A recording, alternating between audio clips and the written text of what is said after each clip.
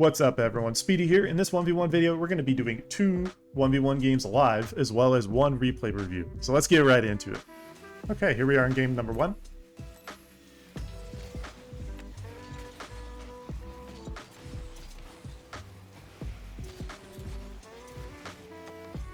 Good pressure there, don't get kick off there, but that's all good.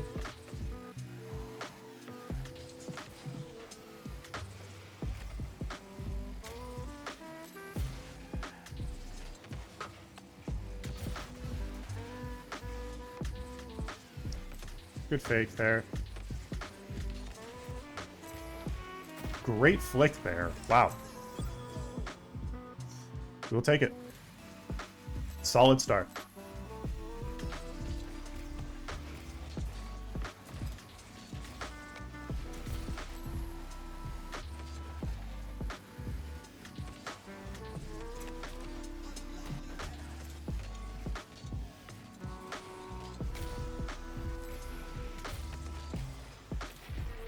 Honestly, it would have been fine if I didn't make that flip touch the way I did.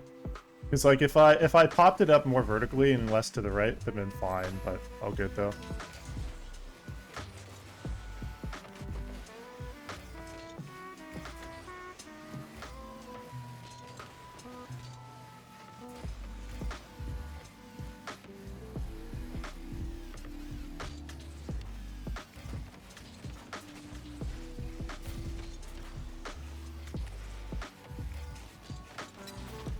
Nice. Opponent honestly took a really big gamble there with that play, especially on low boost. It's a very dangerous play.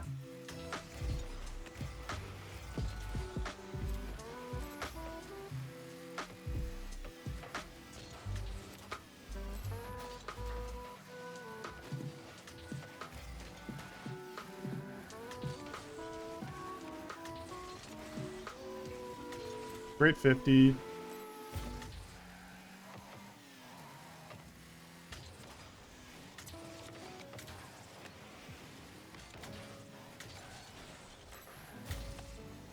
Wait for the bounce.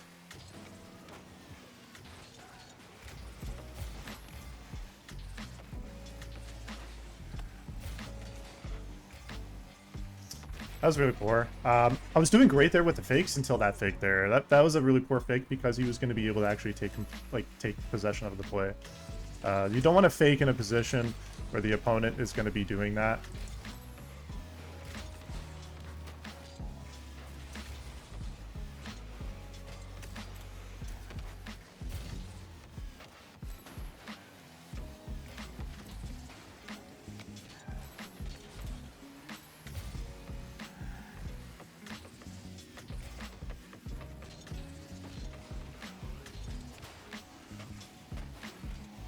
And he's just going to get a fortunate bounce there. That's really annoying.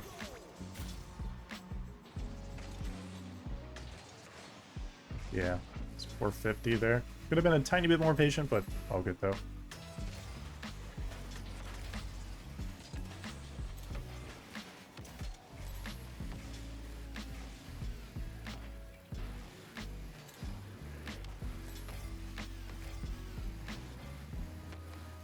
Let's play smart.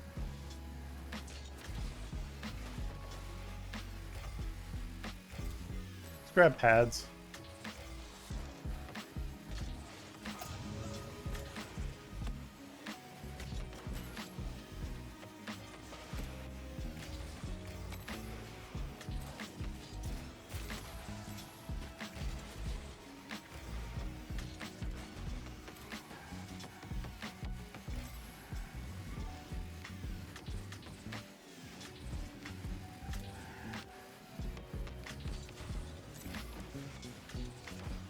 Nice.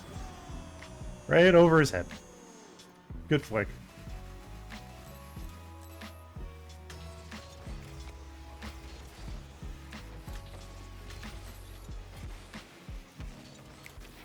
Been losing so many of these fucking kickoffs like this, man.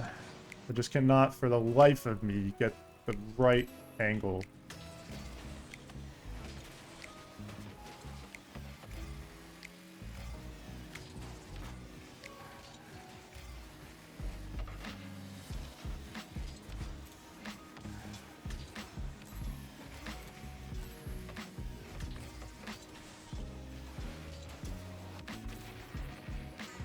So tilting.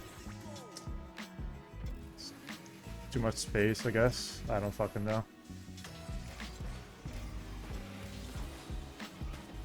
I know one thing for sure, and I literally cannot win a kickoff.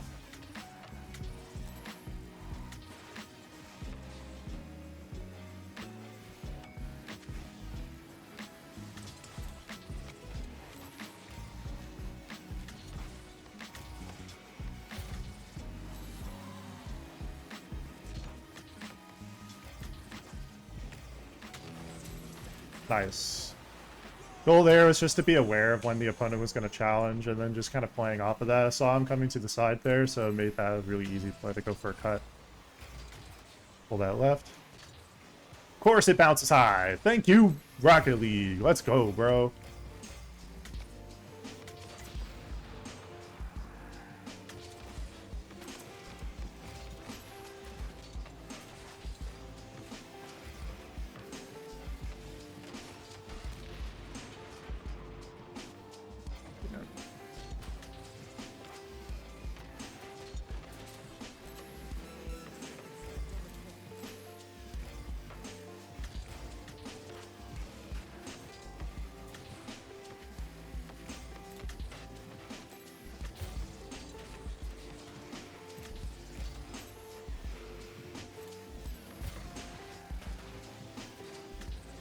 Too much space, dude.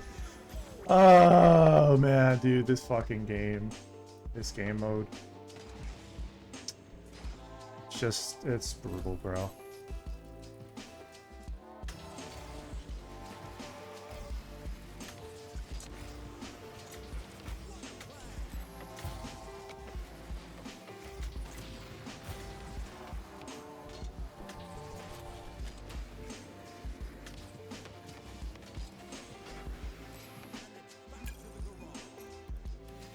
Okay, here we are in game number 2. I'm gonna try something different. I really, at this point, I'm at my wit's end with shit, so I'm gonna say the classic speedy words. Fuck it. Because I don't fucking care. I don't fucking care if I get scored on here. But I'm just gonna start going. I'm just gonna start going. I am just gonna start ego challenging. I'm just gonna start being fucking really aggressive instead of being super, super passive like I always am. Because I am really sick of losing games because of passivity. Losing pisses me off. Losing because of being super passive and scared to do shit. Like, it's the worst feeling in the world. And I'm tired of it. Tired of losing. I'm tired of being super passive as a player. And I want to actually do something about it.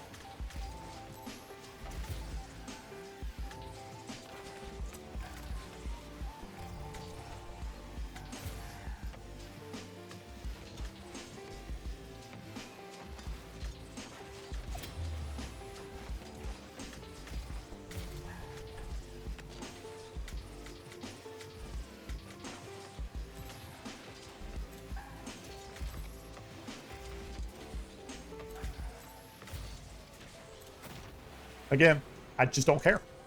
I just fucking don't care. Get scored on there. I'm gonna just try. I get a ghost hit. No problem. It's Rocket League.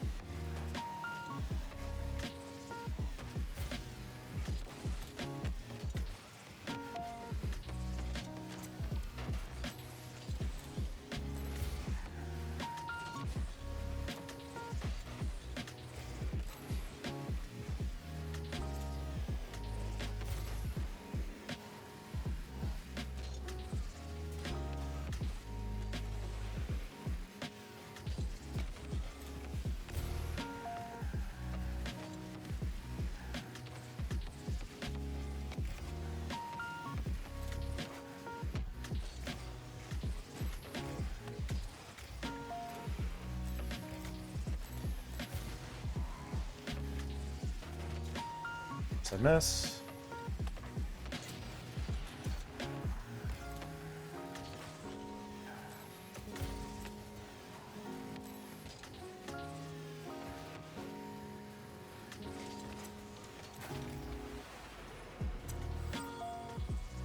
The second hit A shot.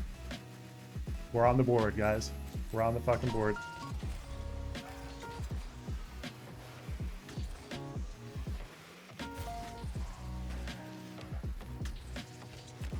Thank you. I'll take another.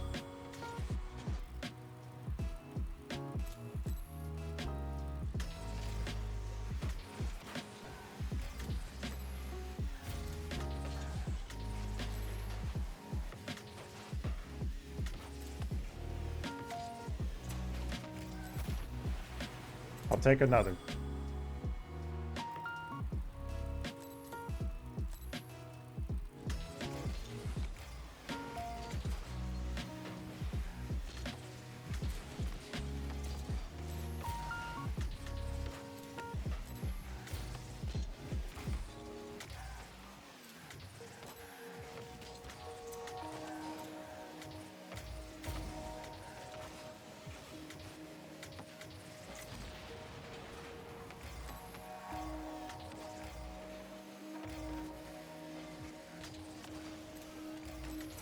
Thank you. I'll take another.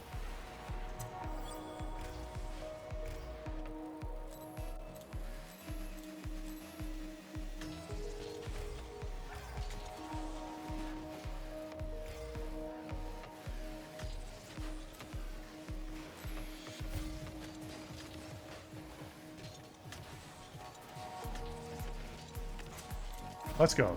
Come on. Put it on the board. Come on.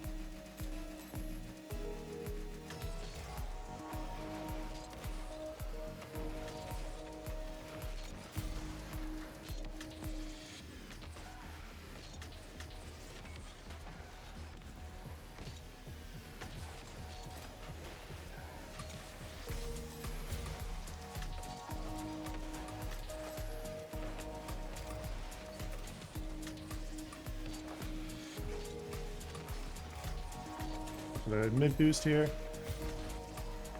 Pick up the wall.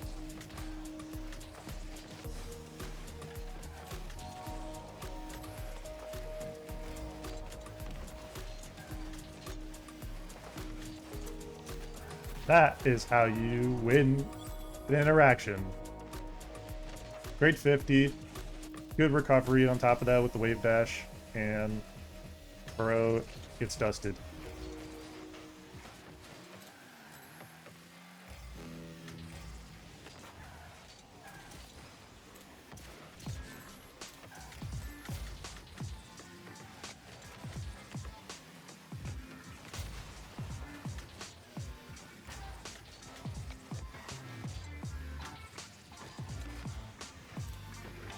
Like I said, guys, I'm just going to start going, and it seems to be working.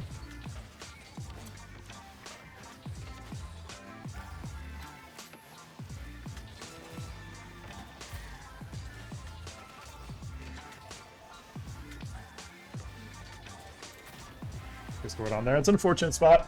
I have to watch for the bump there, and unfortunately I do get bumped.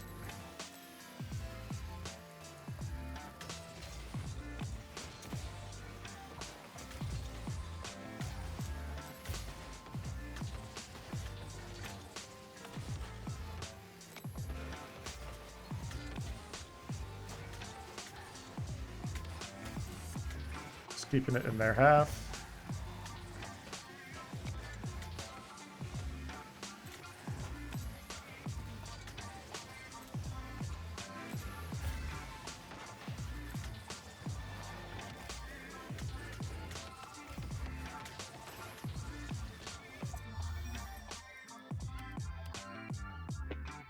Okay, seems I have the idea now. I can start being a lot more aggressive.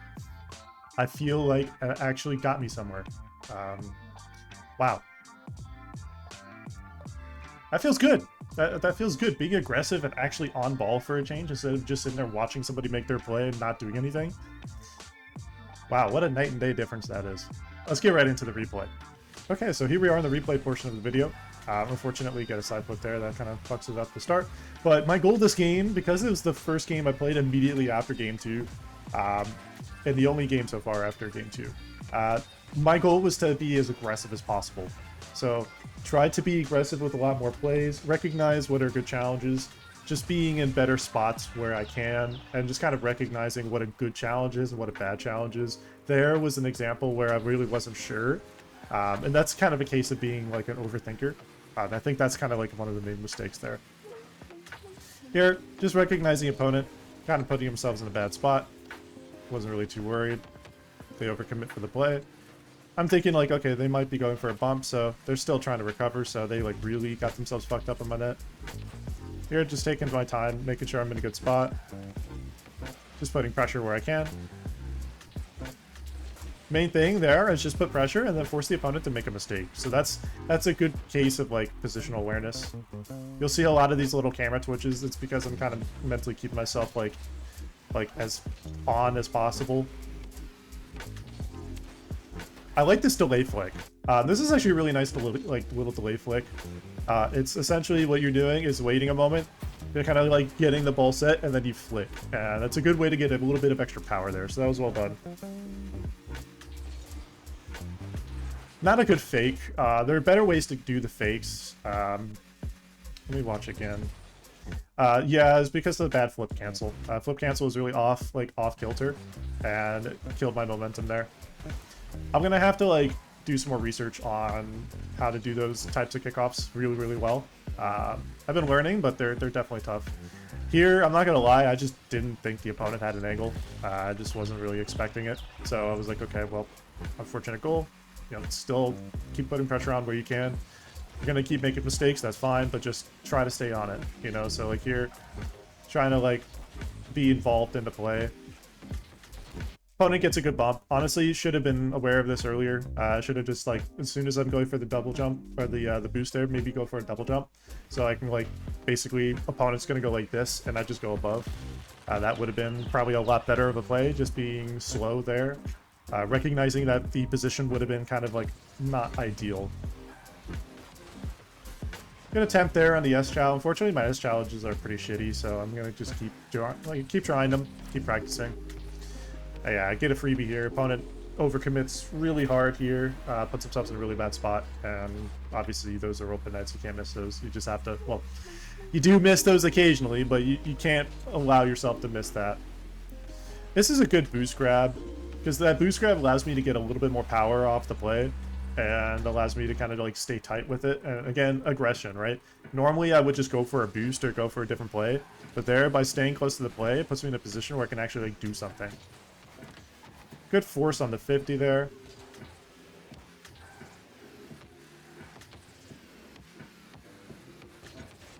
I don't mind this, honestly, but I think an air bump would have been a little bit better. The reason I say an air bump here is because of all the space I have here. Like, after this play here, if I got better control, or even better yet, honestly, a backflip flick would have been better, because the opponent was kind of like facing their goal, so they're facing this way, and their momentum wasn't really in a place they could like do a whole lot. Recognizing again, opponent's trying too hard for these plays. They're not going to get a lot of power. Just staying close. I don't mind being aggressive there. Grab a pad. Unfortunately, do get beat there. Still okay. It's not a bad spot. It's not a great spot, though. Here, recognize I'm beat there. Wait for a good play that I can get a setup there that I want. Here, recognizing as well. Opponent was a bit awkward there. He kind of, actually, that was more of an accident, I could tell. He wasn't really trying to go for that. Get the side bounce here. And a little bit more power, that would have been more dangerous here. Obviously, just can't go. It's just too dangerous here. Good recovery. Still a bit more awkward. Terrible recovery there. Just let go of power slide for a moment. And the second I let go of power slide, it gets me scored on because of that. Because I'm just basically out of position. And out of rotation, really.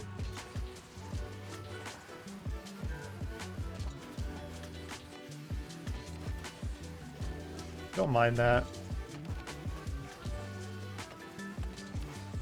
Again, you see how I'm like a lot more aggressive than I normally am. It's working a lot better. It's putting the opponent in a position where they have to kind of respect it. And I don't mind that. Here, good patience, just not going. And it's a really perfect shot. Like, I could tell that wasn't getting saved because he just wasn't there in time. And I was just like, yep, that's him. And that was a perfect shot. It was really, really good play, but it works. If I got the zap dash, it would have been honestly fine there, but all good. Here, in a position like this, you have to be really careful. I don't mind the fact that I went for this because it works, but like here, the early jump here, if the opponent just like prepares for the 50 by dropping the ball, say the ball's here, instead of this, like, they're kind of sitting there letting the ball float, if they just like get behind it and then place for 50, they could easily counter that. So that is a counter play if you see your opponent is early jumping like that. Good bump there. No real shot here. I could technically go for that shot, but it's a bit awkward. Unfortunately, did misplay here. I wanted to like get a little bit more under the ball so that way I can go for an air dribble bump, or at least like a dribble bump, something. Didn't work out, but all good though. Here, just using my camera to keep an awareness of the opponent. This is a really, really fantastic 50 though. Really what you want to do is recognize the urgency of the opponent. You see how by faking, by going like this and then going, it makes the opponent bite, and then what you do is then you prepare for the 50 by challenging afterwards. It gives you a more favorable 50 to work with, and it puts the pressure back on the opponent, especially because there's a lot of defensive pressure that they have to deal with. Because it's a threat. It's a threatening play. So take advantage of that. Good patience here. Rough 50. Could be a little bit better, but still okay. Actually, if I honestly just shot right away, that would have been a goal. Right here, honestly, 100% that would have been a goal. So I get the cut here, and if I just went like that through it, if I just went through, honestly, that would have been a goal right there.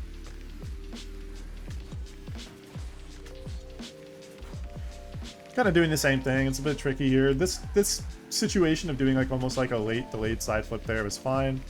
Just because it allows me to keep the ball in the opponent's half. Can't go here. This is really risky.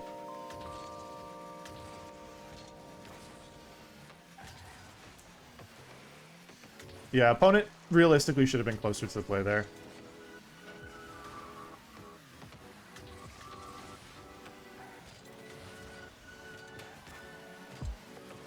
Yeah, at this point, opponent was pretty much out of time. And that was the game.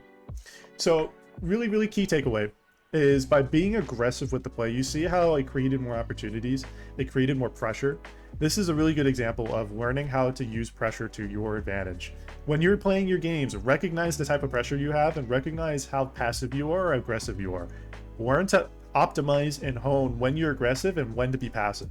The more you can fine-tune that for your play style, the more you'll start to win interactions, which means more potential for shots, more potential for goals, more potential for better saves, more potential for better positions. So these 4 things right there. If you enjoyed watching this video, I'd like to ask you to hit that like button, comment, and subscribe. Thank you so much for watching. Speedy Man out.